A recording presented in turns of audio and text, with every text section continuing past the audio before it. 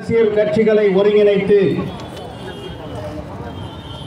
அண்ணல் பாபா சாஹேப் அம்பேத்கர் அவர்களால் உருவாக்கப்பட்ட அரசியல் சாசன சட்டத்திற்கு அச்சுறுத்தலை ஏற்படுகின்ற வகையிலே உச்ச நீதிமன்றத்திலே நடந்த அந்த கொடூர சம்பவத்தை கண்டித்து இந்த குரலை நாடாளுமன்றம் வரை ஒலிக்க வேண்டும்.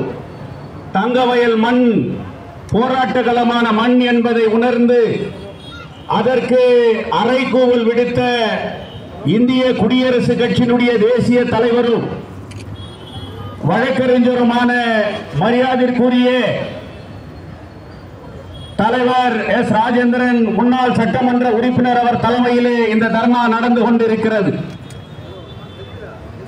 இந்திய நாட்டினுடைய உயர்ந்த ஒரு ஸ்தானம் இருக்கிறது என்று சொன்னால் அது சுப்ரீம் கோர்ட் தான். இந்திய நாட்டினுடைய சுதந்திரத்திலே ஆர்எஸ்எஸ்க்கு எந்த பங்கும் இல்லை. லாகூர் கலவரத்திலே பகத்சிங்கை காட்டி கொடுத்து கையெழுத்திட்டு இந்த நாட்டை காட்டு கொடுத்த சனாதன கும்பல், அதனுடைய ஆர்எஸ்எஸ் தலைவர் அன்றைக்கு மன்னிப்பு கடிதம் எழுதி கொடுத்த சாவர்கர், பாபா சாஹேப் அம்பேத்கர் அவர்களால் இந்திய நாட்டிற்கு ஒரு அரசியல் சட்டம் தேவை என்று இந்தியன் கான்ஸ்டிடியூஷனை உருவாக்கி நாடாளுமன்றத்திலே சமர்ப்பிக்கின்ற போது அதை எதிர்த்த கும்பல் சனாதன கும்பல் ஆர்எஸ்எஸ் இயக்கம். ஆர்எஸ்எஸ் இயக்கத்திற்கு இன்று 100 ஆண்டுகளை கொண்டாடி கொண்டிருக்கிறார்கள். எப்படியாவது இந்த நாட்டிலே பிஜேபி ஆட்சி தனிப்பெரும் ஆட்சியாக கொண்டு வந்து அரசியல் சாசன சட்டத்தை துக்குநூறாக நடத்த வேண்டும் என்ற முயற்சி செய்தார்கள். அது நடைபெறவில்லை. அதனால் இன்றைக்கு பல்வேறு ரூபங்களிலே இன்றைக்கு எந்த ரூபத்திலாவது அரசியல் சாசன சட்டத்தை ஒடுக்கப்பட வேண்டும், அதை எப்படியாவது அவமானப்படுத்தப்பட வேண்டும் என்கின்ற குறிக்கோளோடு தான் இன்றைக்கு அந்த சுப்ரீம் கோர்ட்டினுடைய வழக்கறிஞர் செய்த அந்த கொடூர செயல்.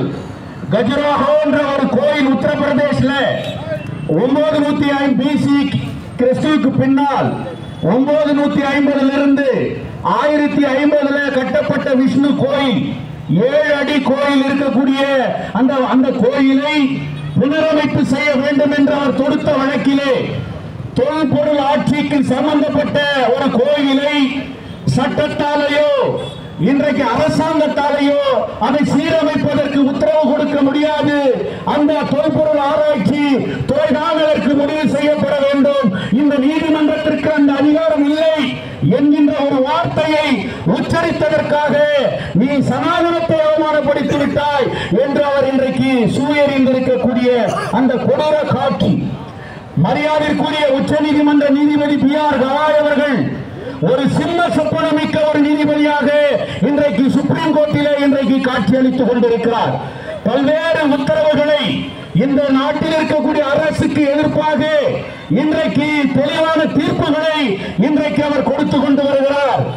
எப்படியாவது ஒரே தேர்தல் ஒரே நாடு என்கின்ற அந்த சட்டமும் பீகாரிலே வாக்கு திருடிய அந்த சட்ட முறைகளையும் இவர் எப்படியாவது தலையிட்டு செய்து விடுவார் என்கின்ற தூண்டுதலுக்காக இந்த அச்சத்தை இன்றைக்கு ஏற்படுத்தினார்கள்.